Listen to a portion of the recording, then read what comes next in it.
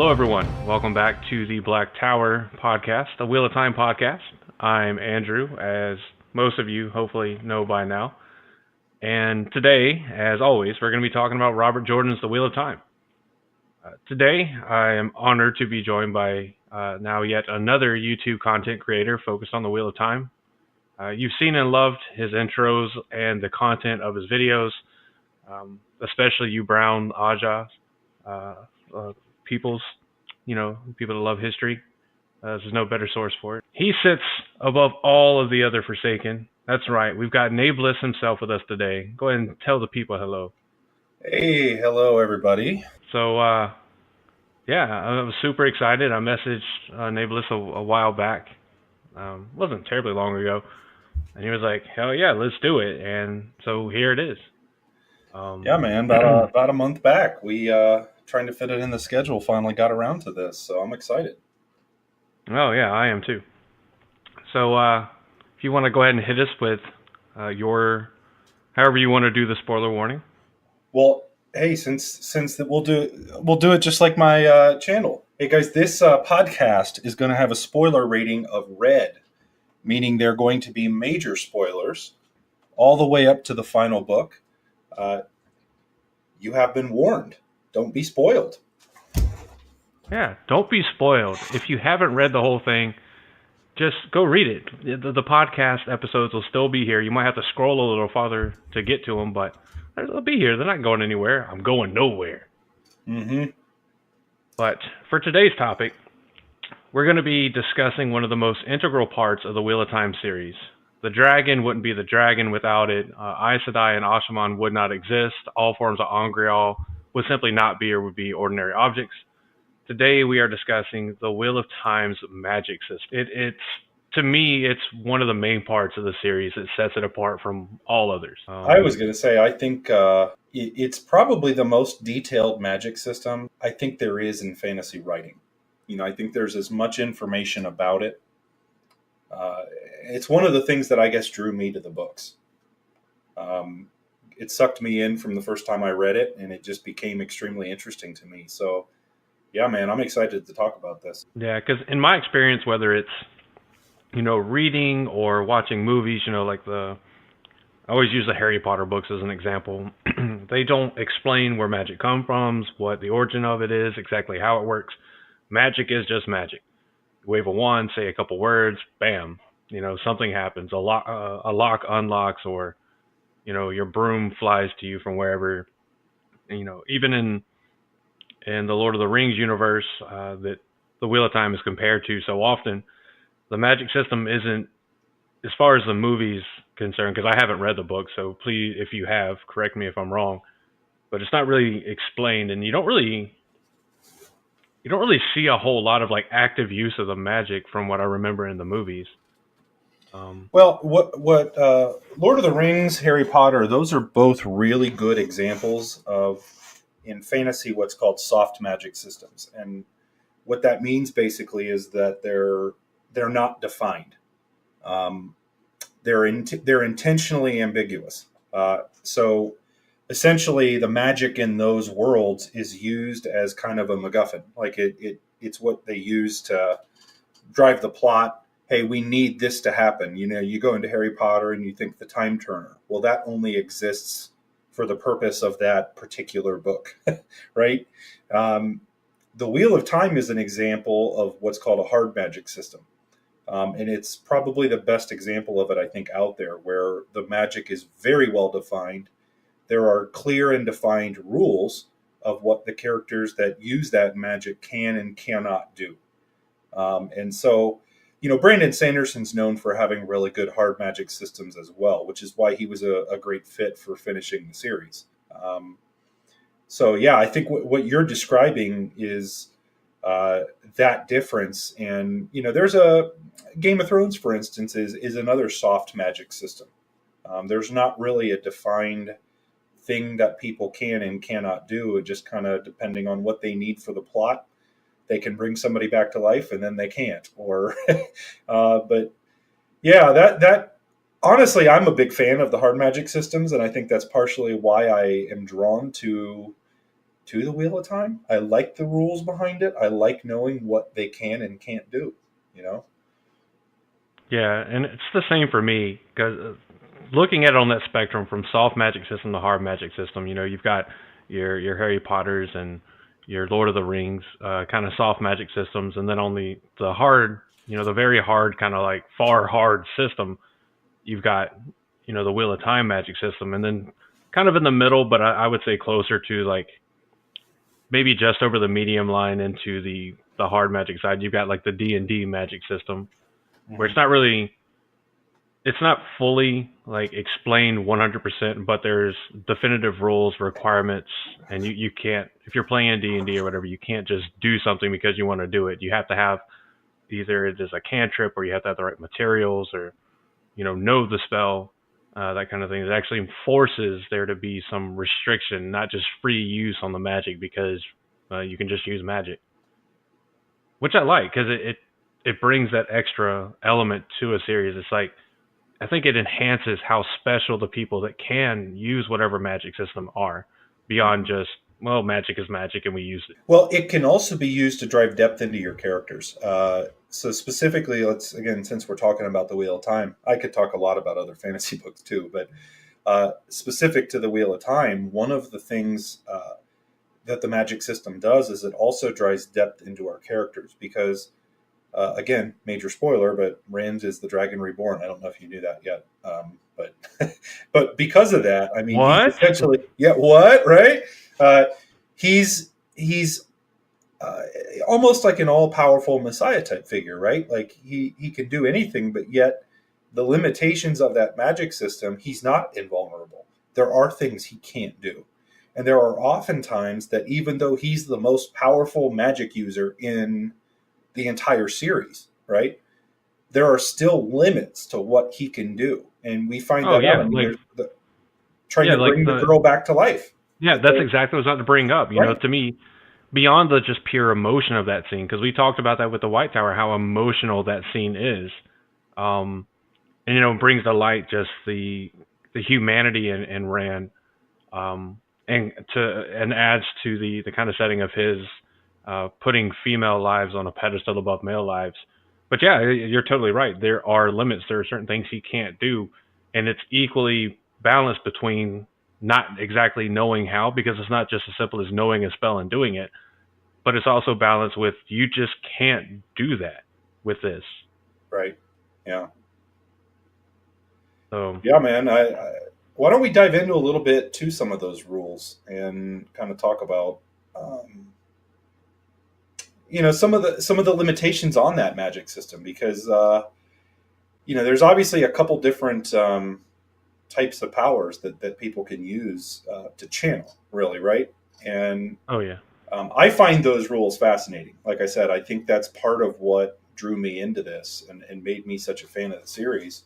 Obviously, not the only thing, but I just feel like it's probably the best execution of a magic system and a fantasy series that there is, at least the best that I've ever read. Yeah, same here, and that's not saying as much as it is for other readers. I find myself very limited on time a lot to read other fantasy series. Um, but yeah, I mean, I watch a lot of fantasy movies, so I got like at least point 0.5 credit, half Sure. credit here. Um, but yeah, so for the listeners that obviously can't see what myself and Nae'blis can see here, I literally info dumped the wiki articles on True Power and the One Source, or the One Power, into the Google Doc that we're both looking at right now. So if you want to go and look at these, you can literally just Google search Wheel of Time, True Power, Wheel of Time, One Source, or One Power, and go to their pages. I've copied it all here. I've took out some sections that I didn't really want taking up space, like the companions magic strength rating Jesus system, not rating Jesus, but rating system. Um, so I took some stuff out, but you can go back and look at it. And it's no secret, I've used the wiki a ton in this podcast. It's a great amalgamation of information from the source, and I do own the companion, which I'll look at too with some of this stuff. But so the first one, of course, I want to talk about is the True Power. Like I was talking with Nae'blis about kind of before we started recording, is it's really easy to remember a lot of stuff about the one power, the one source, because you get a lot of it in chunks and you're constantly exposed to people using it consistently throughout the entire series. And the true power is very different. You get little strands of information here and there, and you don't really see real use of it until you start hitting, mid-series and later. At least not that we're able to recognize as far as when it's explained. So I felt that it was a good place to start at. Well, So, I feel like one thing to hit on before you get too oh deep yeah, into it is uh, just the names in general. I mean, because I think it can be confusing sometimes when you see this, because it's real easy for you to think the true power and the true source are the same thing, right? And they're not. And there's almost a deliberate play on words there, because the true source is a reference to the one power, that drives the wheel, that's drives the forces of creation essentially. And the true power, not the true source, but the true power is what comes directly from the dark one. Like, that's him, it's his essence essentially, right? the old Shaitan. Hell yeah.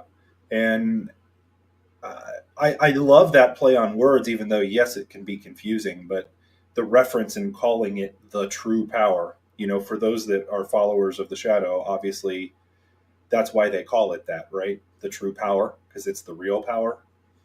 I mean, Uh, it's the power from the Great Lord. To call it anything else would be a disservice. I mean, come on. We know for sure that all of the Forsaken Twitter accounts are going to be like, yes, it is the one true power because it comes from the Great Lord that will conquer time.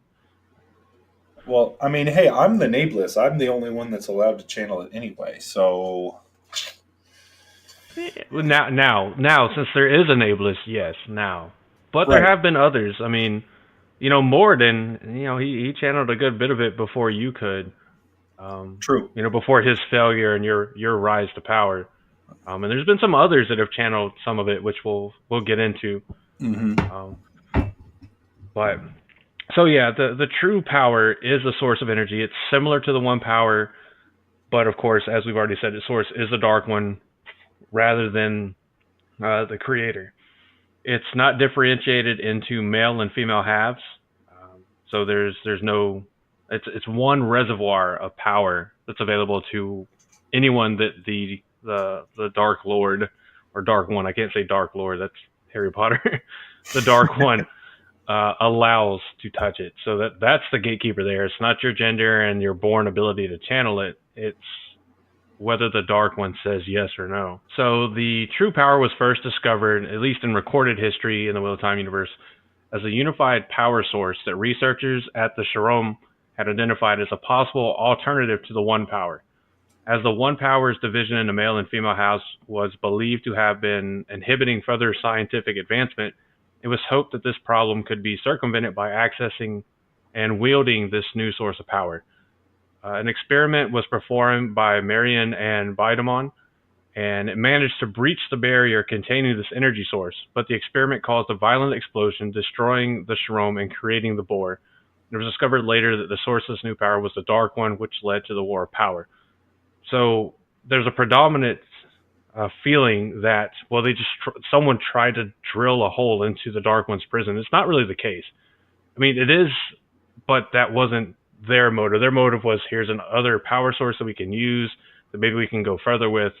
And it's like you didn't know, like it's the like fantasy movie cliche, like, oh, there's something extremely valuable or an amazing power source, we're going to get it at all costs, and by reaching to where it's stored, you unleash an almighty evil, which is exactly what happened here. So thanks a lot, Marion and Bidamon, for drilling unintentionally the bore into the Dark One's prison, you assholes. Well, Mirren, of course, obviously is Lanfear. So that is that was before she was Lanfear, but she was actually the person that drilled the hole in the prison, and the first Aes Sedai, I should say, to give her allegiance to the Dark One. So that's very interesting. And so there's an argument that could be made: did she know what she was doing? Um, The answer is no. I don't think she did, but I think that can be an argument. It's a classic case. I mean, this is it's almost kind of a sci-fi element. Can I If you break go in real back, quick? yeah, go ahead, man. I just had an interesting thought as you were talking about. So we see Lanfear that the entirety of the time we see her, she doesn't really care too much what the Dark One's intent is or desires are. She operates on her own, tries to do whatever she wants, and shuns what the Shadow wants or needs her to do. So to me, that almost indicates that she drilled the whore into the boar into the Dark One's prison, and in a knee-jerk reaction of "oh shit, I messed up," was like, I'll serve you. Don't kill me. I'll serve you." You know, it's like a type of preservation rather than a knowing like, okay, you're gonna win eventually. I'm gonna join you. You know, like we saw with Ishmael. So it was just a thought that I just had based off of what you were talking about. I think her turning has more to do with just her selfishness. I mean, that's one of the things when Varen, before she dies, when she's giving away the Black Aja, she talks in the Gathering Storm about the common denominator between all of the Forsaken or all of the Chosen is not their cunning or their strength or their intelligence, because they all have that. But the bigger thing that runs through all of them is their selfishness, and the Dark One covets that. That's what she is. I mean, she wanted power for the sake of power. She never really loved anybody. And so her turning to the Shadow was more of a, I can have immortality. I can have power. I can be prestigious. And so she always saw herself as being above the other Chosen, regardless of whether or not that was actually accurate. You hear their inner monologues when you hear their points of view. Like, I think it's Samael talks about how she always thought she was above everybody. Or he makes a comment about, her having her, nose up in the sky towards the other Chosen. And I think there's a lot of it in that. I mean, she was obviously spurned and she wasn't getting what she wanted. She hadn't earned her third name in the Age of Legends, which was a big deal back then. And I think so she was seeking that quote unquote glory that she encourages Rand in the Great Hunt with. But she was seeking that glory, and I think she thought she had it by finding this new power source. Because if you really think, coming back to what I was saying, is the sci-fi element to it is that they're seeking, like they've achieved essentially everything they can achieve with their current state, but yet they're not happy, and they've got to continue to try to get more. That's kind of the attitude of the Aes Sedai in the Age of Legends. And they thought that their biggest limitation was that they couldn't do things together. And so I think she sought glory, quote unquote, by finding this new power source. And when it was the Dark One, she saw an opportunity to be set above everybody else. And I think that's where that selfishness comes in. I don't know. That's my thought on it. But I think you're certainly right. She was the first one to go over. Yeah, which makes it even more like stark where we find her as the series continues, and by the end of the story, like you had to have fallen pretty freaking far from the first one to follow to where you are now. Lanfear's not our topic. Not our topic, right? Yeah. Characters that can use the true power. Well, before we get into like the characters that can actually use it, there's some very distinct differences about the true power that we see versus the one power, the one source. It can be used in a lot of the same ways. We see an example where Rand, he's been able to pull the link to the true power from Moradin, and he uses Balefire the same way. There's not a difference in how he uses Balefire. He's still able to use it the same way he's used to. But there are differences too. There's many of the feats that the one power can't perform, the true power can. We see that with Ishmael being able to float over the ground, to kind of hover in air. And that was not an ability that the one power had, at least not in that age. Or the weave was lost, as is the kind of telltale scapegoat for why people can't do certain things. Another stark example is when the true power was used to create a gateway It created a subsonic scream as the pattern was ripped open. Ishmael, as another example, used the true power to heal Lewis, Thayer, and Telamon. It was far more painful, but it actually worked to heal at least some of the madness from Lewis Theron. So there's a definitive difference in ability, and the true source or the true power's tendency to be more inherently destructive than the one power. Because I mean, by virtue of who it comes from, why wouldn't it be inherently more destructive than the one power? Well, interesting thing on what you just said. What do you think the taint actually is? It was the true power. I mean, the true power is the essence of the dark one, and that's what the taint was. And I know we were about to hit on it, but one of the traits of the true power is that when you use it a lot, it makes you go crazy and mad, right? That's the taint. And so, yeah, anyways, sorry, side topic. I'm ADHD, so in case you didn't know that. No, you're fine. I'm all over the place, but... no apologies needed. You're feel free to jump from whatever to whatever. Like I said, keep it chill, bro. So let's talk about Bella. I'm just joking. Within reason there, bro. we can do that another time, for sure. Oh, no, I mean, I got a good video on Bella out there if you ever need to talk on that subject. But no, back to the true power, though, man. I feel like the true power is basically represented as the ultimate, like, power, but with trade-offs, right? Like, it's way more powerful than the one power is in terms of what can be done with it and the scale of essentially, I hate to keep saying the word power because I feel like we're going to keep using that, but just what can be done and the sheer force and the amount of it that can be channeled is crazy, right? Because whenever Rand go nuts, right? Yeah, because like whenever Rand is wielding the true power when he rips it from Moradin, he likens it to holding more power than he could hold with even the Chodian or Chodan Kal. Yeah, it's far more, which also reflects the amount of true power that Moradin himself was granted through the Dark One. And you're talking about trade-offs. I mean, look at the trade-off of the Moradin. Before Ishmael was Moradin, because if you didn't know, Ishmael, after he dies, is reborn by the Dark One as Moradin. What?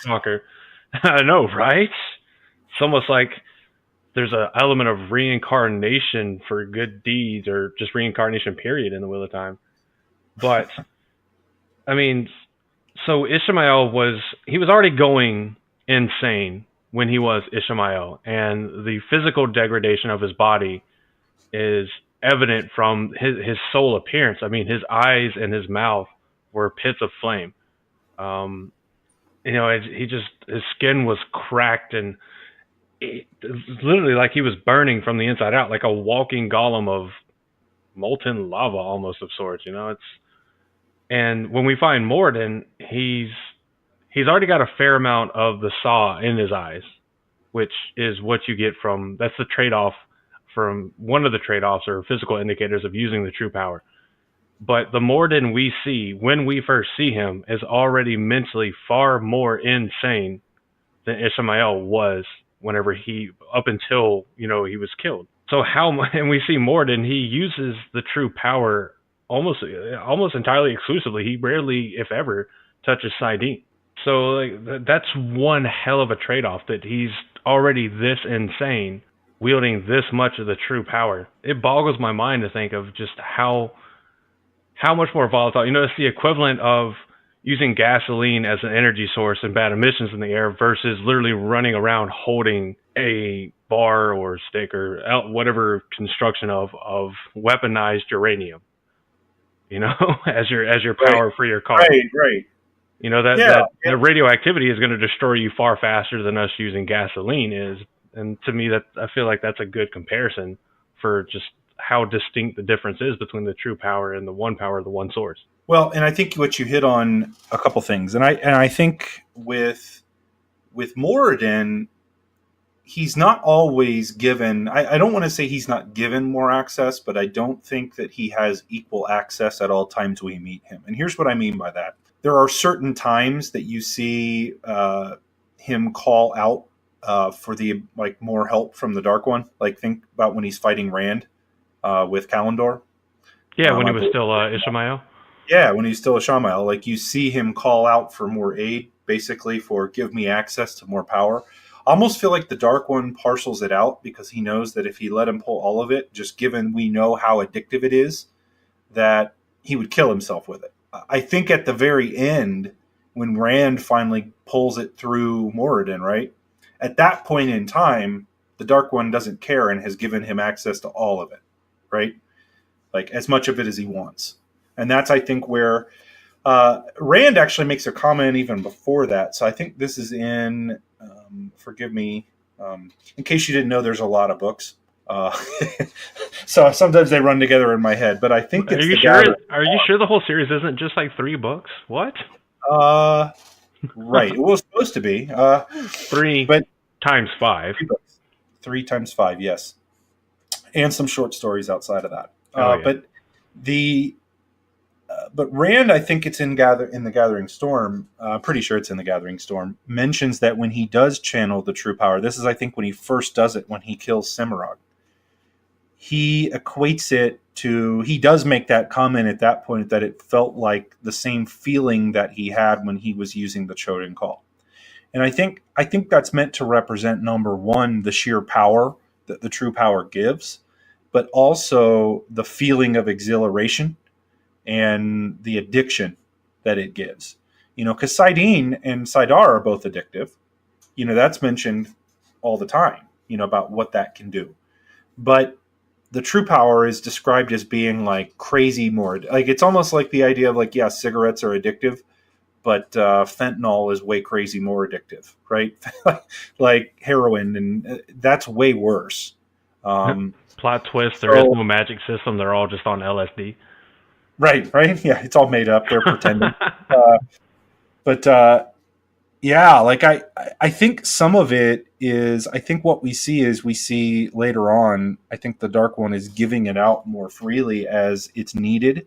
But I think he also maybe, I mean, obviously I don't know this, I'm reading between the lines, but I feel like if it was like Moradin just had crazy access to it, there's a whole lot more he could have done if he essentially had the power of the Chodian Call, but true power version of it all the time. Does that make sense what I'm saying? Like, I feel like the battles may have played out a little differently. Oh yeah. And I get what you're saying. Case. I mean, we see the difference based on the favor that the Dark One assigns to his chosen or the Forsaken. Is Grendel cannot draw upon it very heavily, you know, because she's not nearly as favored as Moradin or Ishmael is. And even Demandred, who is arguably the second most favored of the Forsaken, was still only able to draw upon a very small amount of it. Mm-hmm. So it's one of those. It's another interesting point about the true power being, you know, when we look at the one source, and I'm gonna try my best to call it true power and one source from now on, because I don't keep saying like one power, but is your ability to draw on the one source.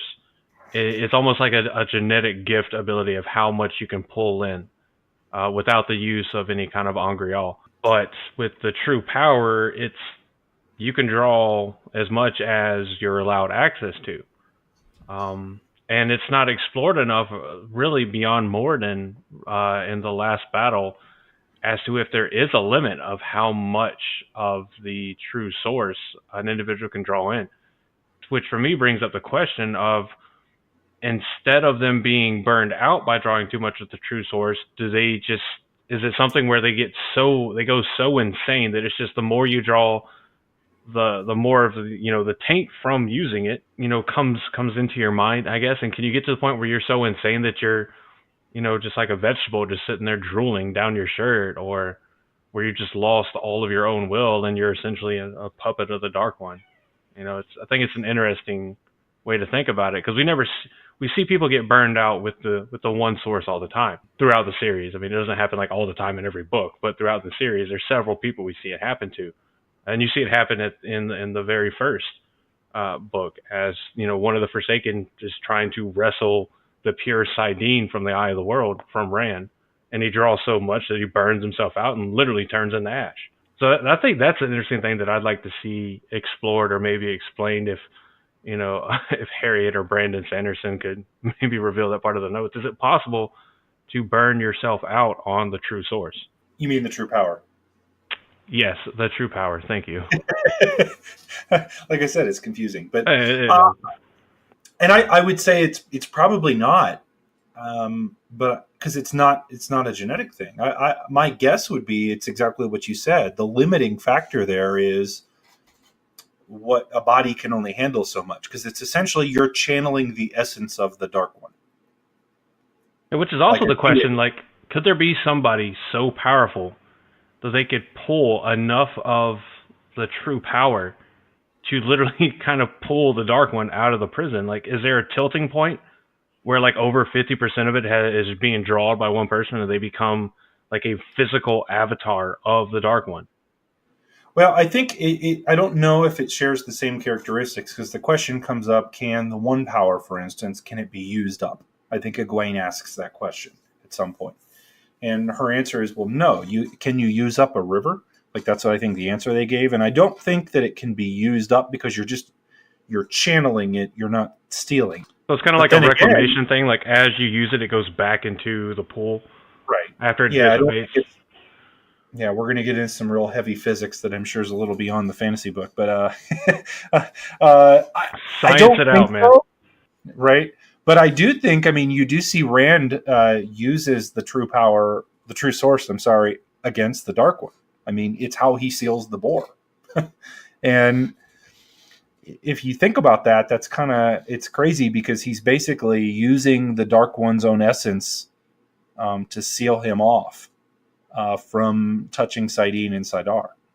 Then you got to think about the time frame on that. The time, like, think of how quick it had to be for him to rip the connection to the true power away from Moradin, pull it in, and direct the weaves. Like, imagine just how fast that had to be before the Dark One could just cut off the flow, just shut the floodgates and be like, nope, no power for you. It literally happened faster than the Dark One could react to it. Like, just how insane is that speed? I haven't read that, so I'm getting up on my reread. I'll be getting back to Memory of Light. And so it's been probably a year since I've read it. But if I remember correctly, the Dark One does try to cut it off, but he can't, I think. And if I remember right, like, he can't cut off Rand and Moradin's use of the true power. And I can't remember the reason for that. Do you remember that off the top of your head?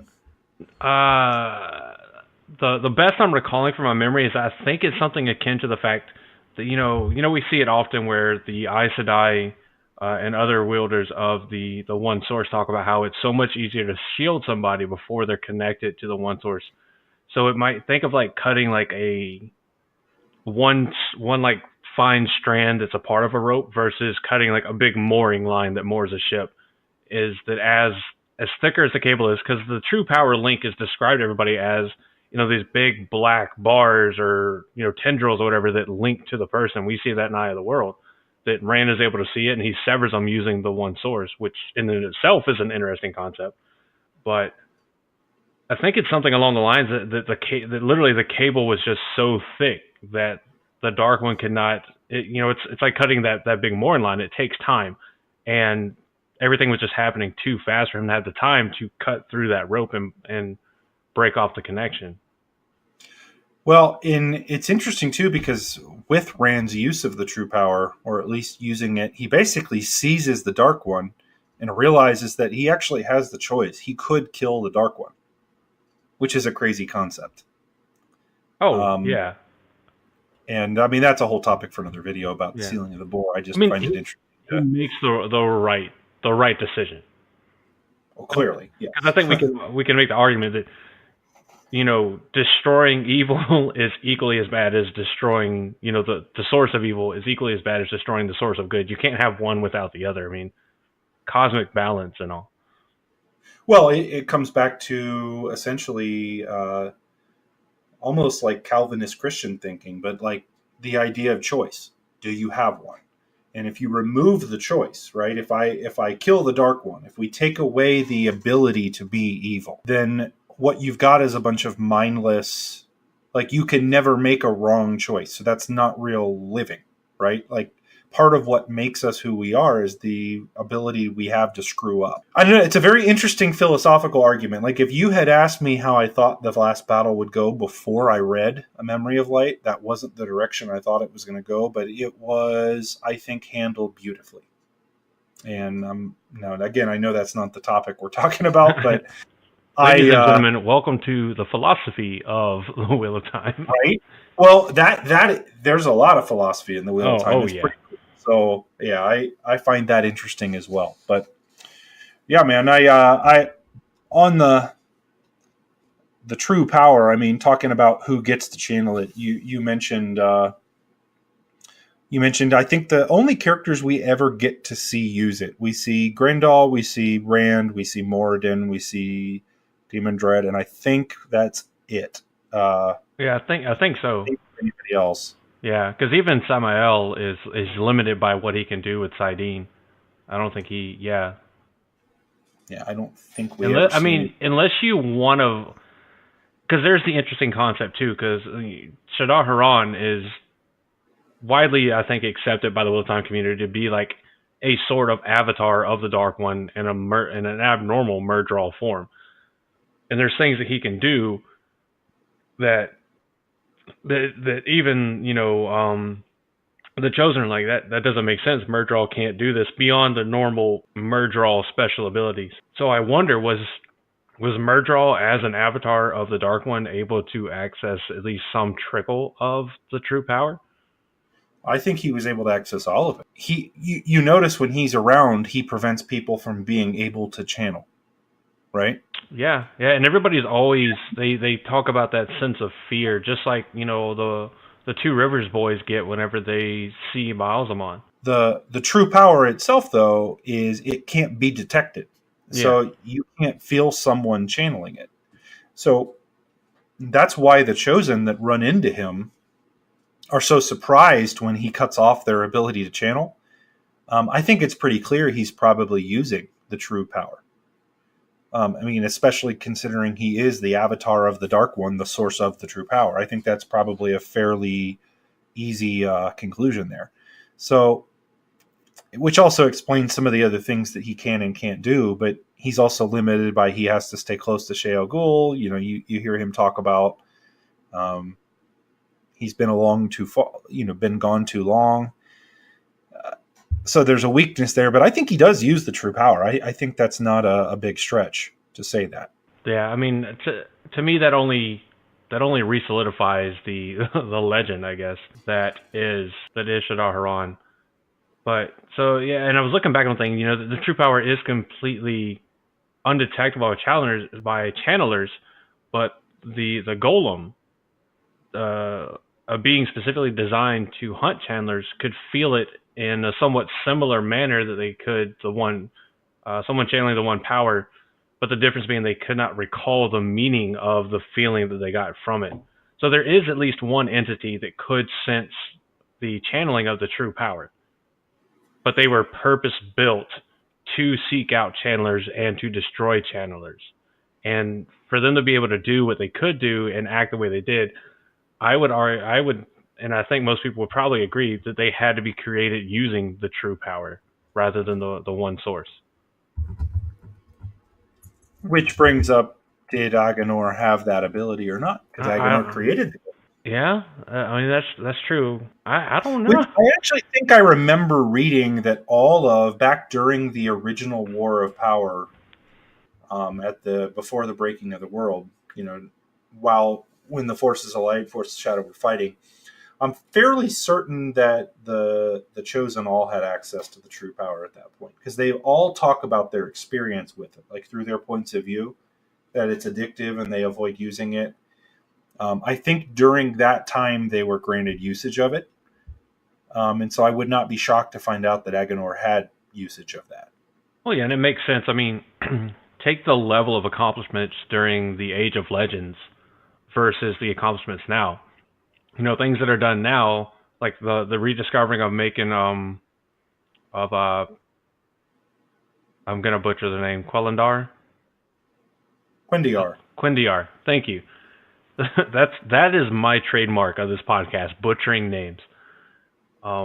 See, like my brain has already been like, how do you say it again?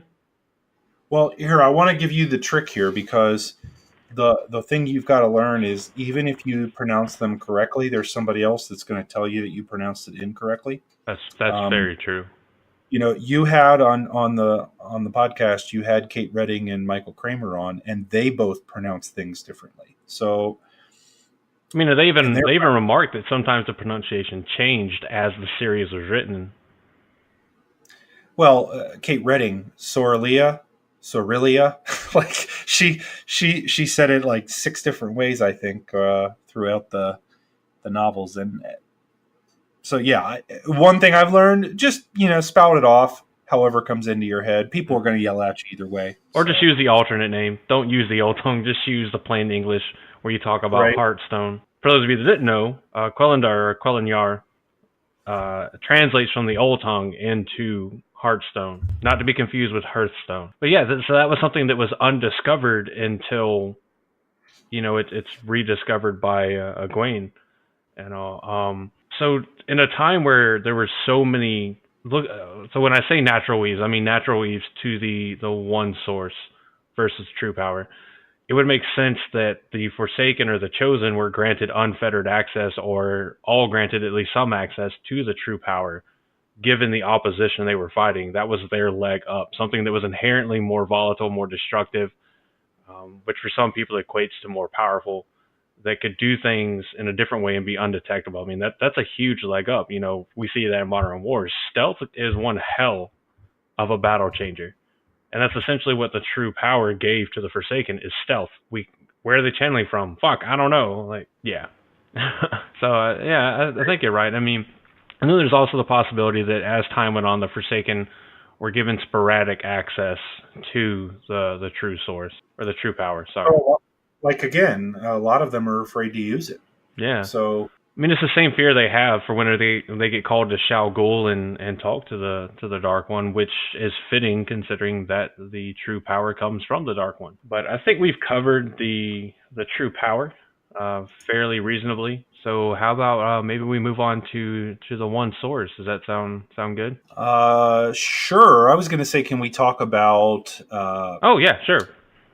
Can we talk about pips? I'm just joking, man. Let's go on. Yeah. We're off to the horse races.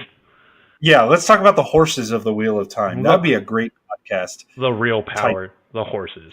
The horses of the Wheel of Time. I'm going to make a video, the top 5 horses in the Wheel of Time. Oh, see if, dude, I can't wait to see it. That. I can promise it'll get at least 5 from me. At least. Get 5 views? At least 5 views from me. Oh, interesting. At least. Well, as long as you promise to watch all of my ads and buy all of those products, that way I get paid, right? If that's all for YouTube checks that I'm going to get. I mean, it is tax season, right? Well, for the US. I own a business. All I do is pay taxes. So. Oh, yeah. Yeah.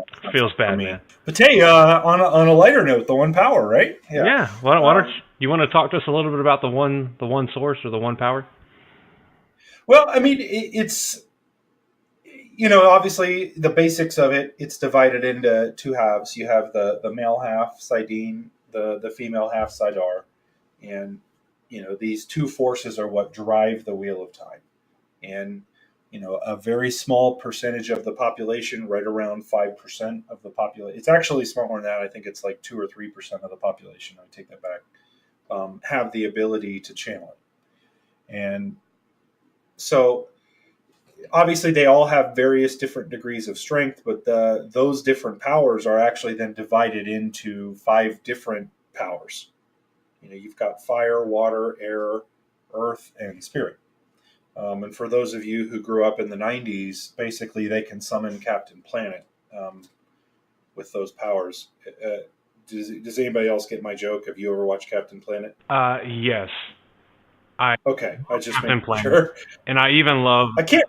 Have you seen the parody of it with I can't remember the Don actor's Cheadle. name. But, Don Cheadle. yeah, with Don Cheadle. He turns people into trees. Oh man, love it. But yeah, I Yeah, love but Captain Planet. you've got the one power divided up into those 5 different threads, basically, and so the way that the magic system is described is what they're doing is they're casting. I know it's a podcast, so you can't see me doing it, but I'm doing air quotes here. Uh, they're using their magic by basically weaving together those 5 powers into various different quote unquote spells, right? And they call them weaves. I love that the word spell is never used in the books, by the way. I love that. Um, but that's what they're doing is they're weaving those in. They can do all kinds of different things, albeit very differently depending on whether you're a male or a female. Um, but they can do different things by learning to weave together those powers in different ways, which I find it's just such a unique magic system. I know that was not a very detailed description, but man, the fact that there's this whole yin and yang effect throughout the whole books, and that Sidar and Sidene are so different, and in the way that men and women treat it, it's really this again. Not to get all what's the word I'm looking for here? Deep on this, I guess, or try to get all preachy and everything. Philosophical.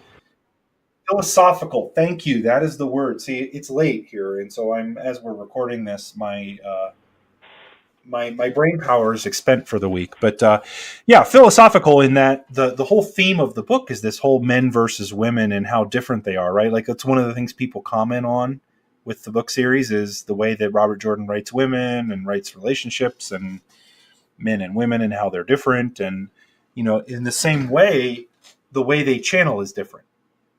Women surrender, men seize it. Like men, it's almost they describe using Sidene as like a violent seizing control. You got to wrestle it away, and women it's equal in power, but women have to surrender to the source and just guide it along. And through that, you see the Oshit men seizing power, right? Like what they do with the one power is the same as what they do in terms of their personalities. They tend to do what they want. They're bold. They take charge, and they essentially tell Aes Sedai what they're going to do and that kind of thing. And the women, like the Aes Sedai, wield power by guiding people to do what they want in the same way that they guide Sidar to use the one power. I don't know if it's an interesting thing you notice through reading this. Yeah, and I don't know. Obviously, Robert Jordan meant something by it. But, and it continues on to the links, right? Like the males are unable to link by themselves. Women have to basically invite them into the link. But once they're part of the link, they can take control. They take control of the link. And even then, female channelers, the Aes Sedai, or any other number of organizations, the Windfinders, the Ken, whatever have you, they're maxed out at 13 in a link. But the link can grow exponentially as they add in male channelers. So it's this weird almost. So there's a kind of oxymoron or paradox, I guess, of the way the one power works. That Sidene and Sidar both work against each other, but with and complement each other. And it's the same thing in the people that can wield them. The male channelers, I don't know how to describe it. It's like you're pulling from both sides of the aisle and saying work together but stay apart. It's almost, it creates this kind of feeling of this is a paradox. This can't be, and it irritates the OCD part of my mind to no freaking end. Like even as I'm talking about it, I'm like, I just want to like it doesn't make sense, and then it makes sense, but I think and when Aaron and I talked about this in the very first true episode of the podcast, I don't know if you got a chance to listen to it on sexism and the Wheel of Time, but I think the overall meaning and message that Robert Jordan, or at least I'd like to think it is, that Robert Jordan was trying to get out is that there are distinct differences between the genders biologically. Mm. But the best things come out of life, out of everything, whenever we embrace the differences and work together. And to me, if that is the overall, one of the core themes of the Wheel of Time, what better theme could there be to any fantasy series than to encourage the fans and the people that are exposed to it to acknowledge differences, but come to a point where they can use those differences to work together. Mm-hmm. Which I know that was really deep. Oh, dude, it's a deep book beyond the surface. It really is. There's a lot of issues tackled. I don't know that I necessarily agree that I think he specified that, you know, they're different, or I should say that men and women are physically one way or the other, because I don't think he spends too much time on the physical aspect of it. But I think he typecasts, for a better way of putting it, men and women, about the way men and women are.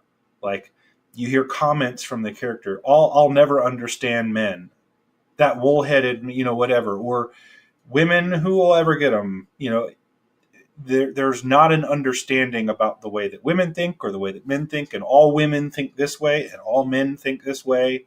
And, you know, so if you wanted to give some criticism to Robert Jordan, I think the criticism can be that, in a sense, he groups all women acting one way or the other. Like he stereotypes them, yeah.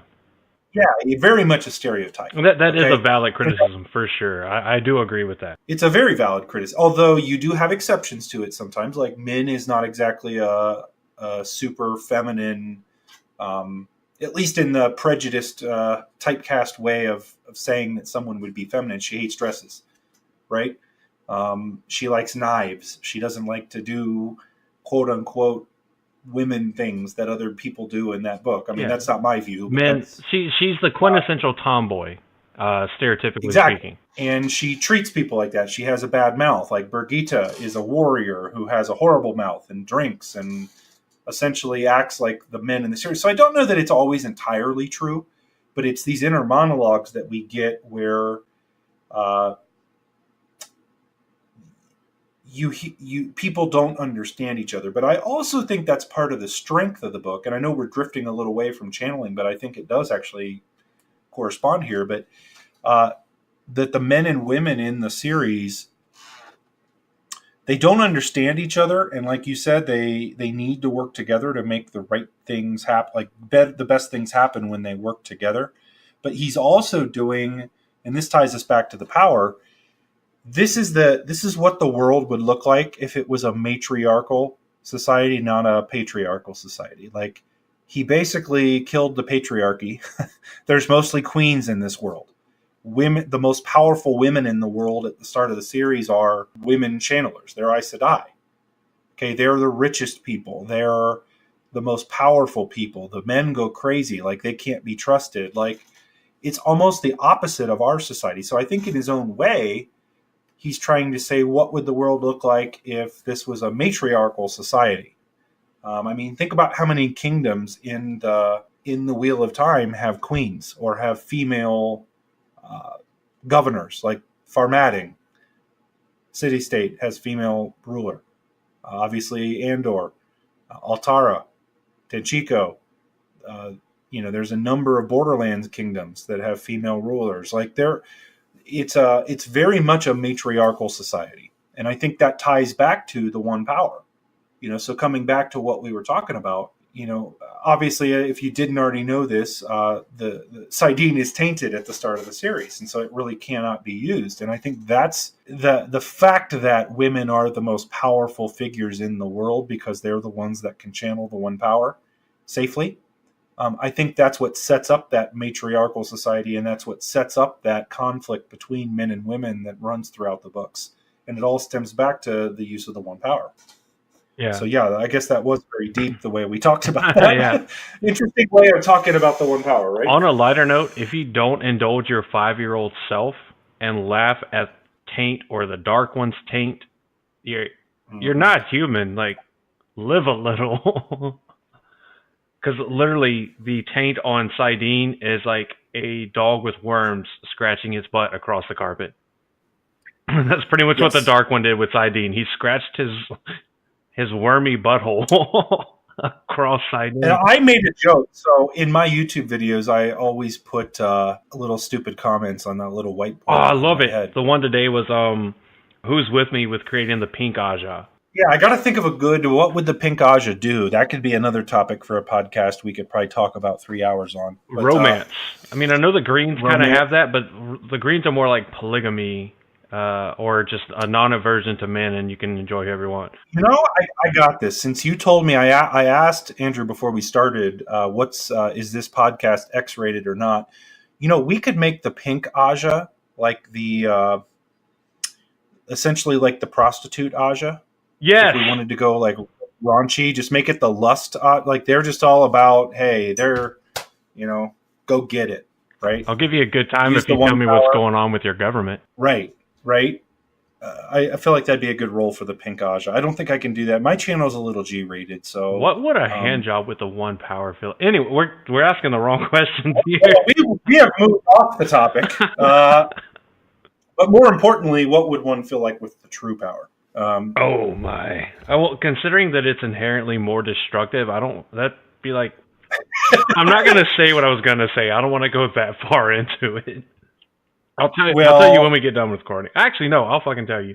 So, I feel like getting one with the true power would be the equivalent of the stereotypical impression of a guy getting a blowjob from a chick with braces, or from anyone with braces. You know, that stereotypical, like, it's going to scrape skin off and cut and be horrible. I was going to say it would probably be one of those, like the way they describe channeling it is like ecstasy but pain at the same time. Oh, like a dominatrix. Yeah, it could be like that. Yeah. But what I was going to say is I was a little disappointed coming back to the taint joke, man. I put up a taint joke on my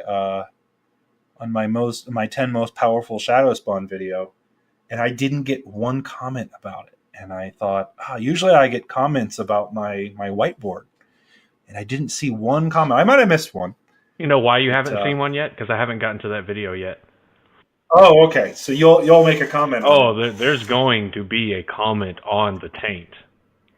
I'm all about the taint. I'm all about making comments on people's taints. Well, I don't know if I should be like okay with or ashamed to the level that I'm at right now. Do you make a habit of checking out people's taints? Is that kind of how that works? Or is that well, you know, people tend to be assholes, so when they want to show it, I comment on it. Gotcha. That makes total sense. So yeah, but some of the cool things that can be done with the one power, I'm going to be like the responsible one and steer us back. I need a responsible party. I can't be left alone without supervision. Yeah. But I was going to say, some of the things that can be done with the one power are pretty darn cool.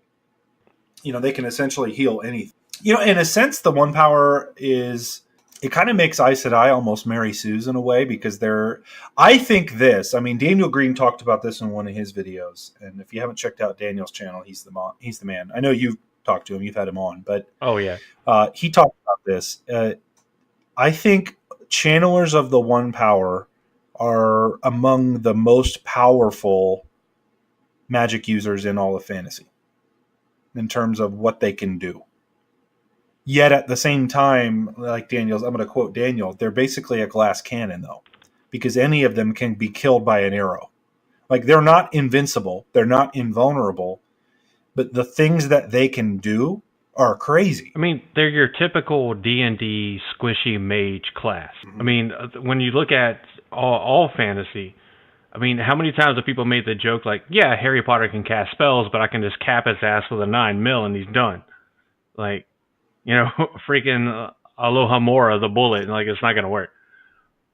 And you see the same thing in D&D. Yeah, you can class into a sorcerer or a warlock or whatever, and eventually at some point, just by natural balancing of the levels and classes, you're not as squishy. But, I mean, really, how many times do you see Gandalf run in Swordbeard? I mean, he does, but it's not his main thing. Well, he does a lot.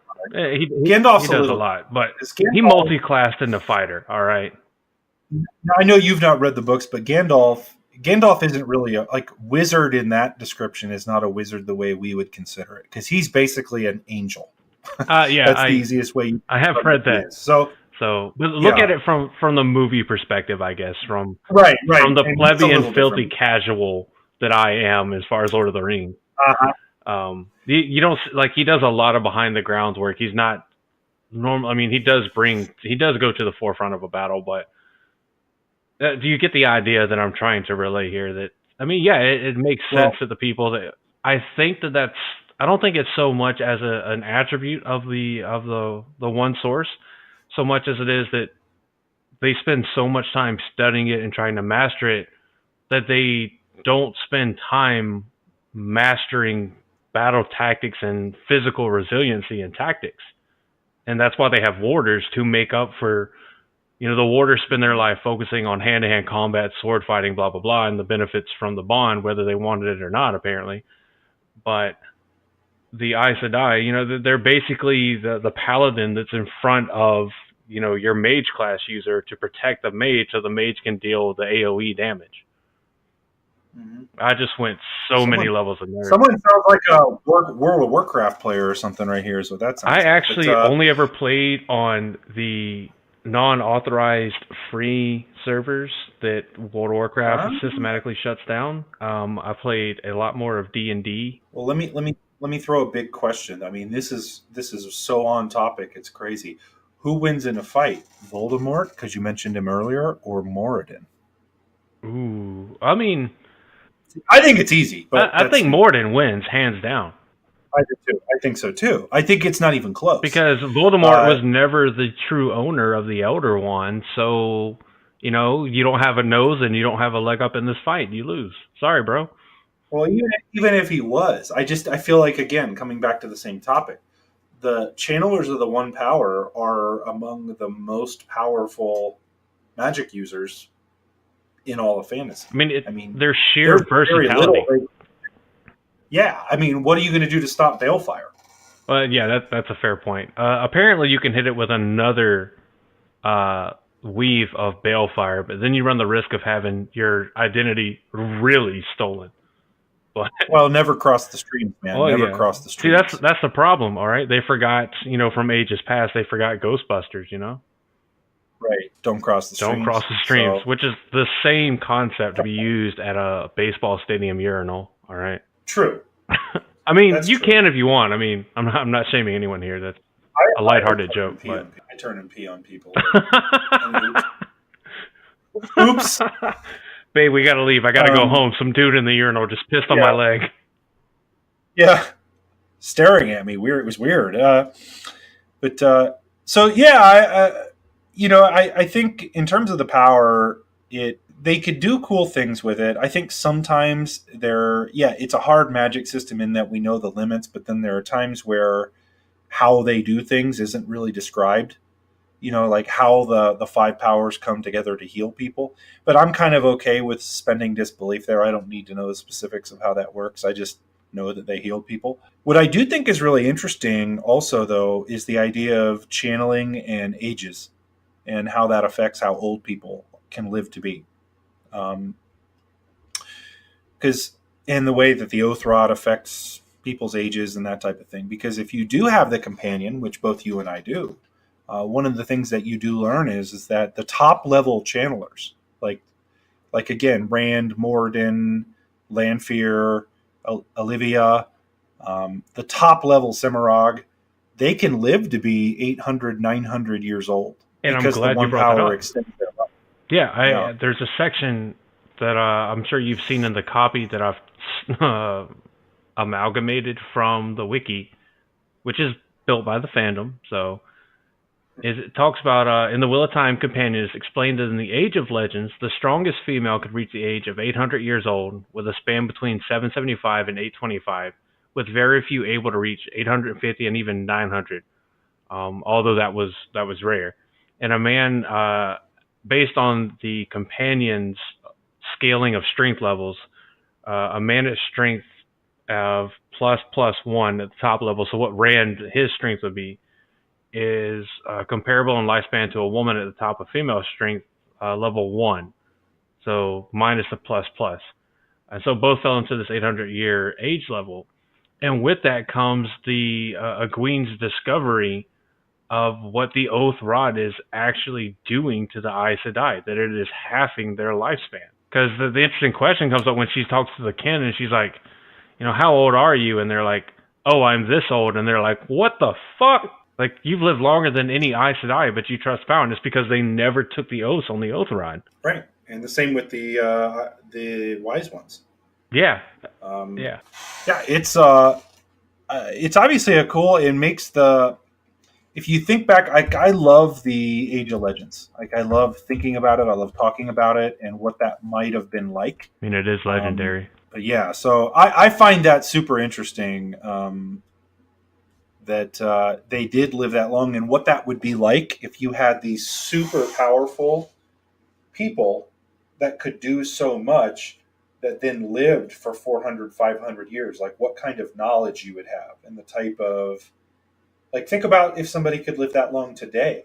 Like, if you had lived 400 years now, what kind of knowledge you would have and you would have collected, and the wealth that you would be able to put together, and the experience that you would have.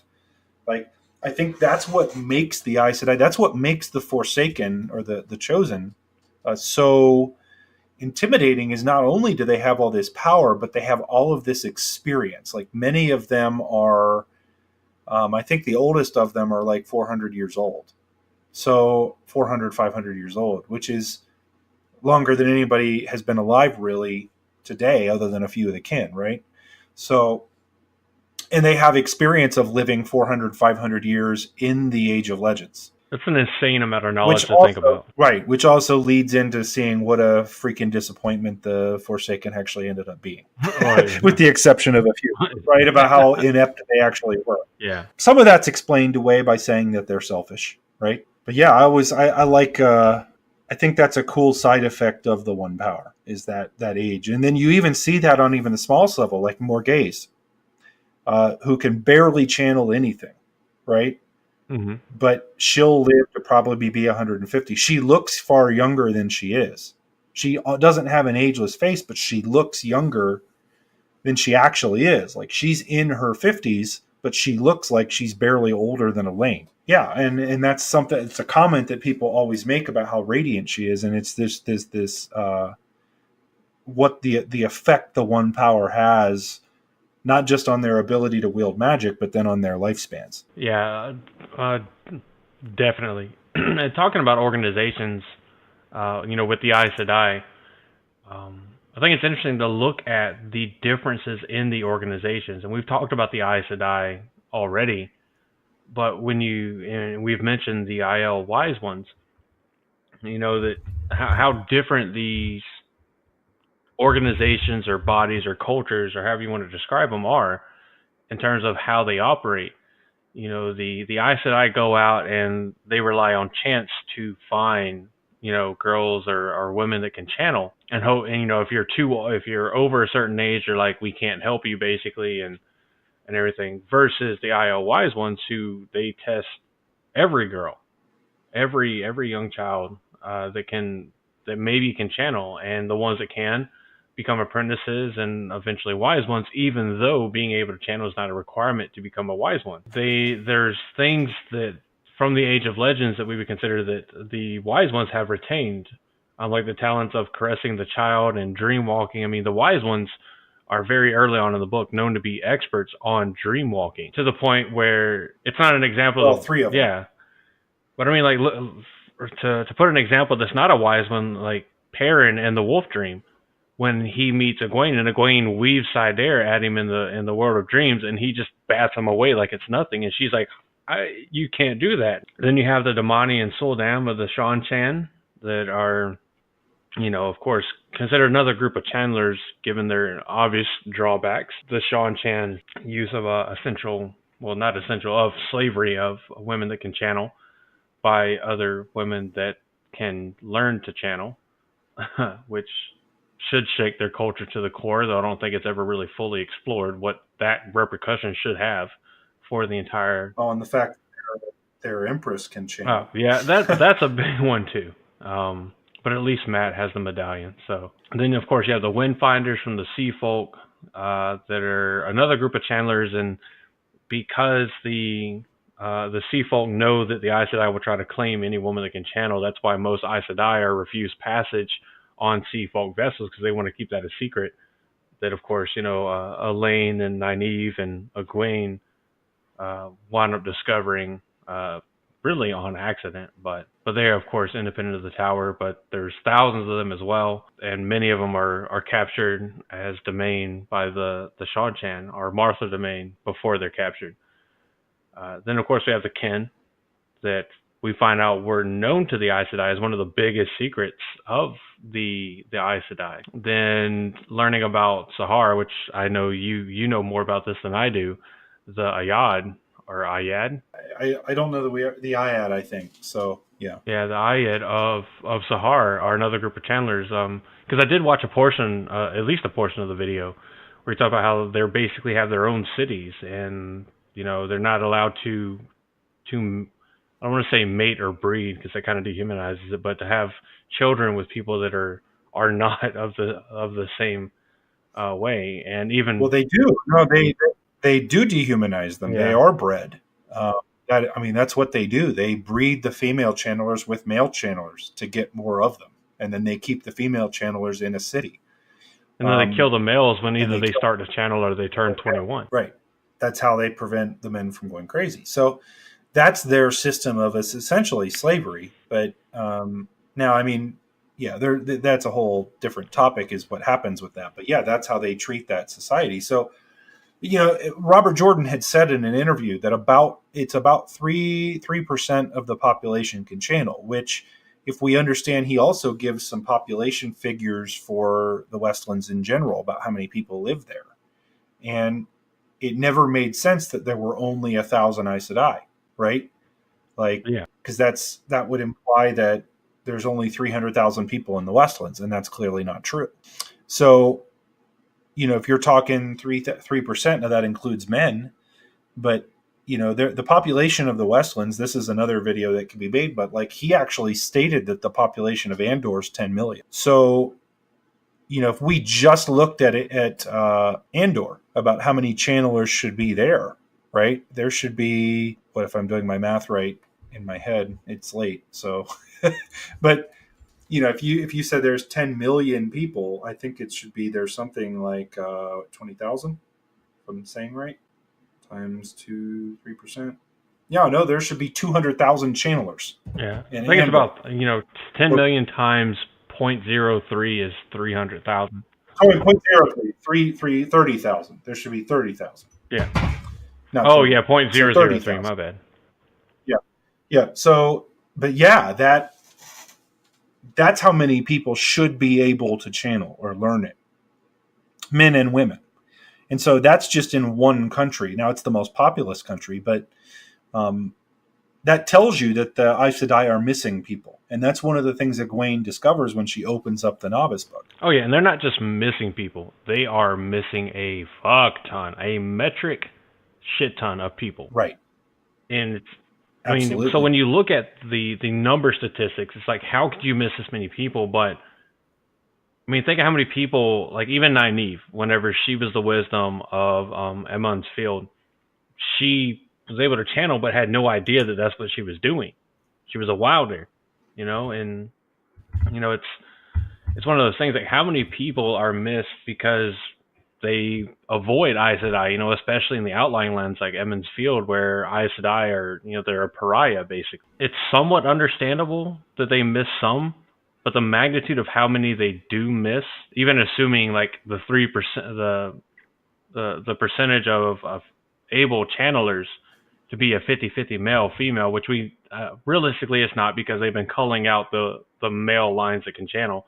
But assuming a 50-50, even then, that's 150,000 potential female channelers in the current population of Andor. And it's, when you think about the numbers, how do you miss that many people?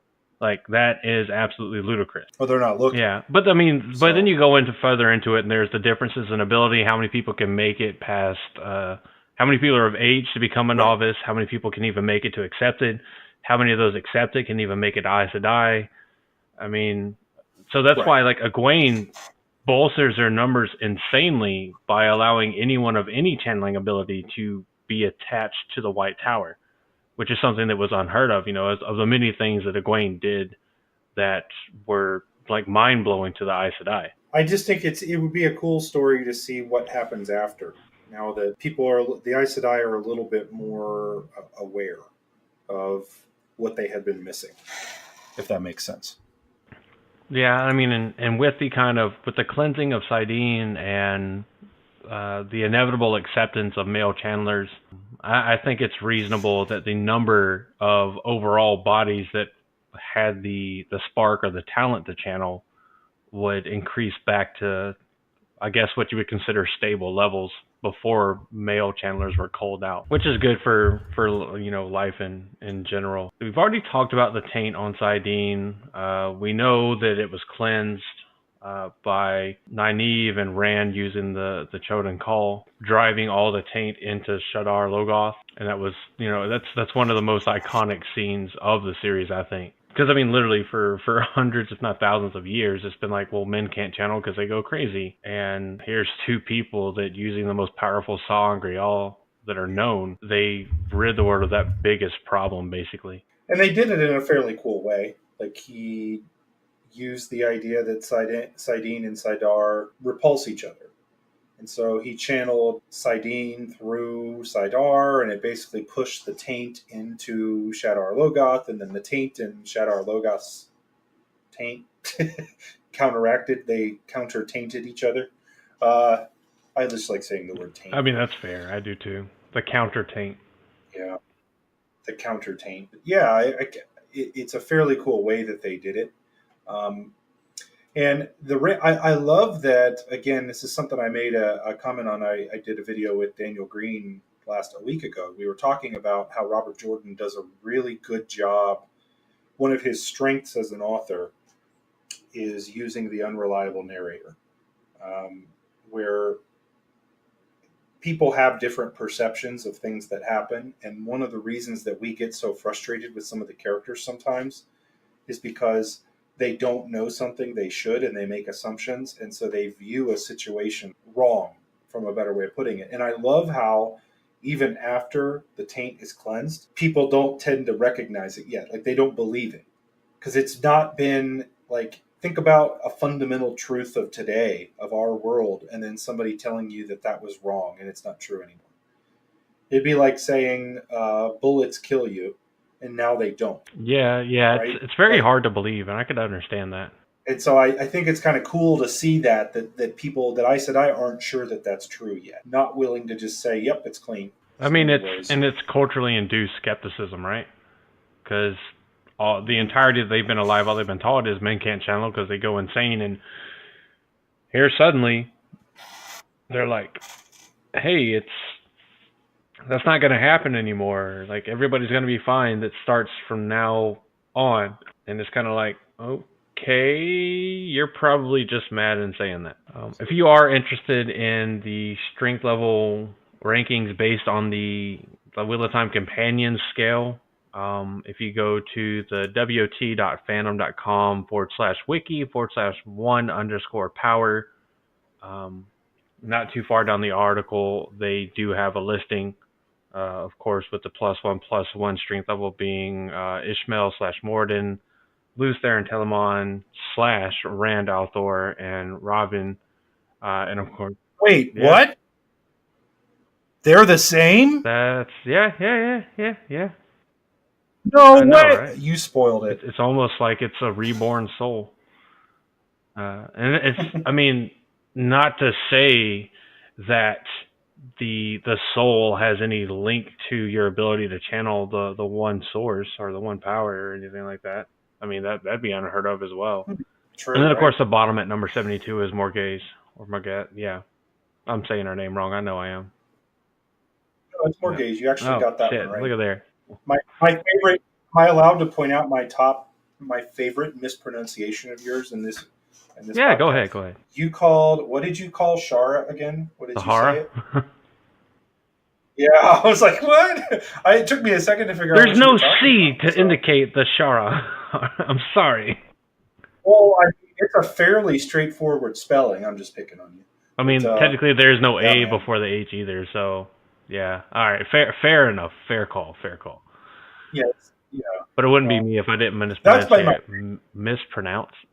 See, even English is hard, much less the old tongue. Yeah, I know, right? So what else do we want to say about the Wheel of Time's magic system? It's complex. It's there's a lot of The taint. taint. I think we hit on most of it. I can't think of too much that we haven't talked about. I mean, there's a couple topics we could go in depth more, but an hour and a half long is Oh yeah. So fairly I hope you good. guys, Fairly yeah, good. I hope you guys have enjoyed this hour and a half long spiel on I don't want to say the most complex because I don't have the qualifications to say that, but at least one of the most complex magic systems in the fantasy genre. I've got the expertise to say it, so I will. It is. There we go. It is the The most. expert said it. So I hope you guys have enjoyed it. Hopefully, this is if you've had any kind of like trouble understanding a difference here or there. Hopefully, we've helped clear that up. Even though I've called things the same thing many times. So difference, true power from the dark one. The one source is what we see all the Aes Sedai and Ashman using Sadir and Saidin. So to clear that up. But if there's anything that you guys think we've missed, feel free to reach out to us on Twitter. And I'm going to go ahead and assume a lot and say that's both of us, the Black Tower podcast and Nae'blis here. And as you're watching his lovely videos on YouTube, go to the most recent one and drop a comment and be like, hey, just listen to your podcast or the episode where you were on the Black Tower podcast, and maybe you missed this. Increase his views, increase the comments on him, go talk, and you will not be at a loss because every video that this wonderful man has is golden, if only for the intro. The content is great, but I'm in love with the intro. And if you picked up The Wheel of Time, starting with the Eye of the World, because you wondered why these people were riding horses at night, you will. I can't explain how much you'll love the intro. Like, I've got it paused on my screen right now, about to watch one of his videos as soon as we get done recording, and I can't wait to watch it. Like, I'm so jealous, honestly. Like, I wish a podcast could have like a video intro, and I could like hire someone to make an intro of this caliber. Like, someone I think linked me just your intro at one point, or maybe it was one of your videos, and just like check out the intro, and I was like, that is amazing. it's Adobe After Effects in 3 pictures. It's actually not all that difficult to do. I'm not really an editing phenom or anything, but I don't want to get built up too much for that because it's really just 3 Shut pictures. Up, it looks fancy. Take the compliment. Thank you. I do appreciate it though, and I appreciate the shout out. I don't know that it does me much good to tell your listeners to listen to your podcasts. But right? definitely. We're just kind of generically talking about it, but I want you, if you're willing, of course, and you want to, take this time to plug anything that you wish to plug from what you do, where people can reach you, contact you, interact with you, whatever the case may be. I guess I would plug, guys, check out anything on my channel. I mean, I have a lot of spoiler content, which I would imagine if you're listening to this at this point, you probably don't care about that. So my whole point of my channel, and I'm sure, Andrew, this is probably why you guys started doing this. I just love this book series, and I always wanted a place to talk about it, and there just weren't a lot of places to talk about it. And with the show coming out, it just seemed like a good time to kind of start up that discussion. And so I like to go over some of the world building stuff and talk about, like my last video that I just did was a deep dive into Tar Valon. Just an examination of the way the culture works, the economy, the government, the history, all of those things to get into the lore a little bit of the book series.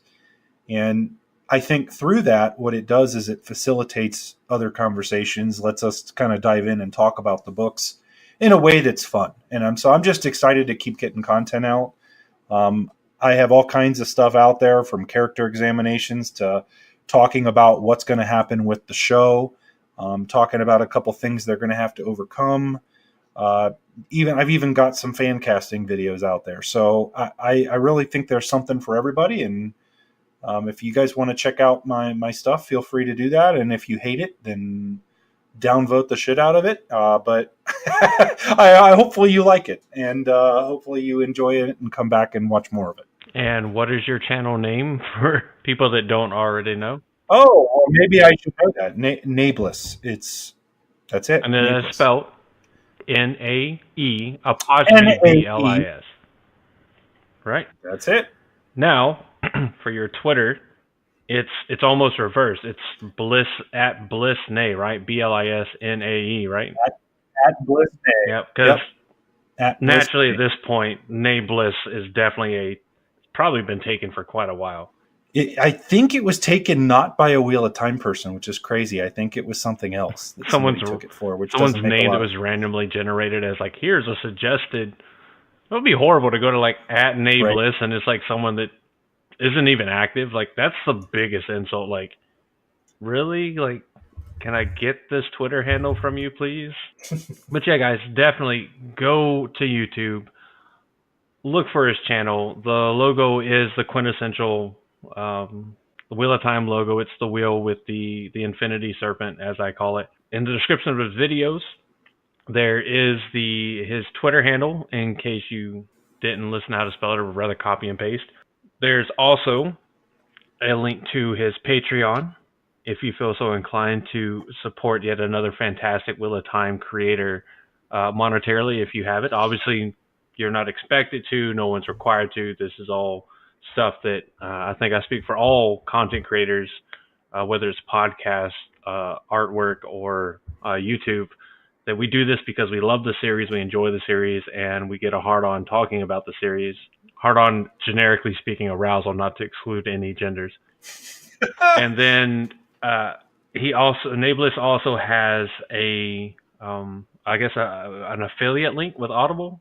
Yeah, so we've just got something set up with it. If you've never done the audiobooks, I highly recommend it. I mean, I would imagine a lot of your listeners have checked out the audiobooks because you had the people that read them on your podcast. But if you haven't ever checked out Audible and wanted to check out the Wheel of Time audiobooks, you can get a free audiobook just by signing up for a free trial.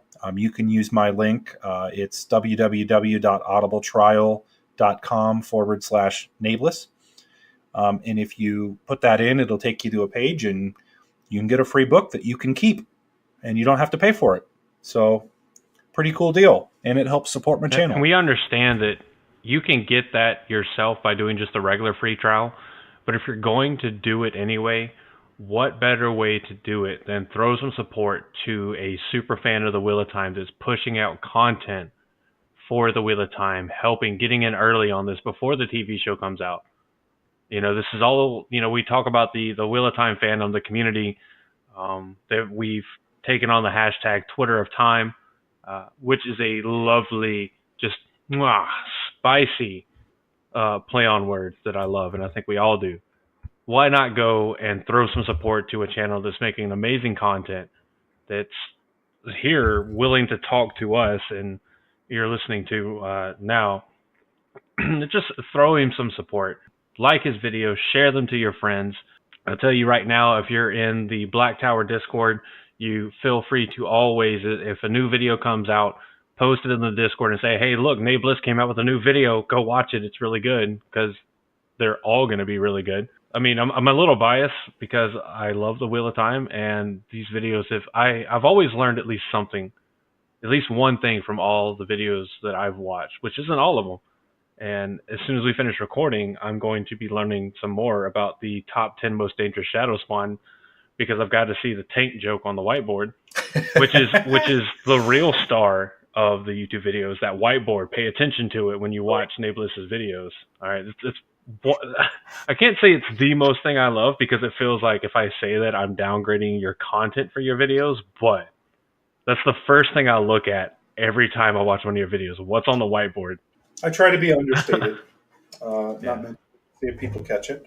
Some of them are dumb, but hey, Hey, man, it's I spend more time thinking of that than putting together the rest of the video. So but they are quality videos. They are great videos, and he uses the audio tracks from songs from the series as the intro. The intro is the song "Jack of Shadows" by Reflections of Sound, and the ending song, at least at the time we're recording this, is "Tinker in the Kitchen" by yeah, also Reflections of Sound, which hopefully you guys know from their mini. I'm glad you plugged them. They're awesome.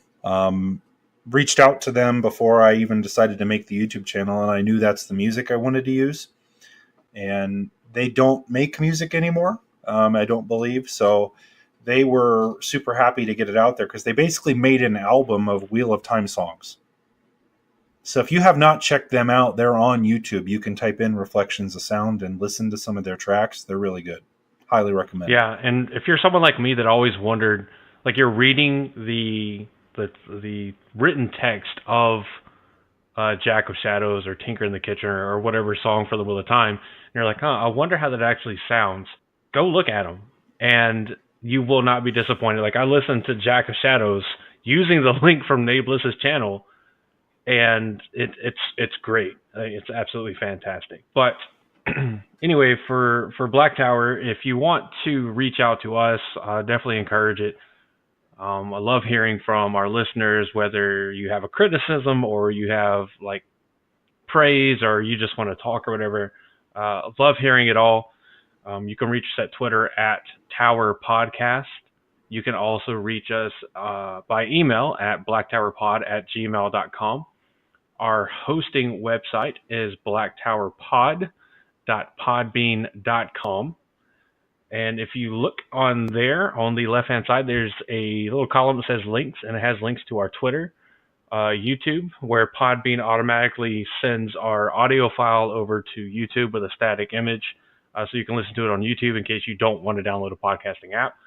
There's also a link to our Facebook page, where all of this is shared as well, and at least once a month, I'll be doing a Facebook live chat with anybody that wants to tune in and listen to. I did one last month, and we had 2 or 3 people tune in. But you can actually see my face, as much as I hate to show my face, but I'm willing to do so. There's also a link to our Discord, where you can come and chat with us and chat with the rest of the fandom in the community. Everybody's welcome there. And then if you're one of those that wants to go above and beyond, you love our content so much that you want to throw some money our way, you can do that with a Patreon link, which doing so at any tier gives you the ability to come in and record a spoiler warning for us that will be featured on a random podcast. And of course, you can listen to the podcast on that website as well. But that is enough of plugging the Black Tower stuff. I think this pretty much does it for the podcast, as we're coming up on an hour and 40 minutes. So, any final thoughts? Any saying adios that you want to do there, Nae'blis? I don't have any cool exit lines. I usually just say, "Hey guys, see you later." So, hey guys, see you later. Yeah. And for now, me at the Black Tower Podcast, we appreciate you tuning in, and we will see you again next week for the next episode. Bye bye.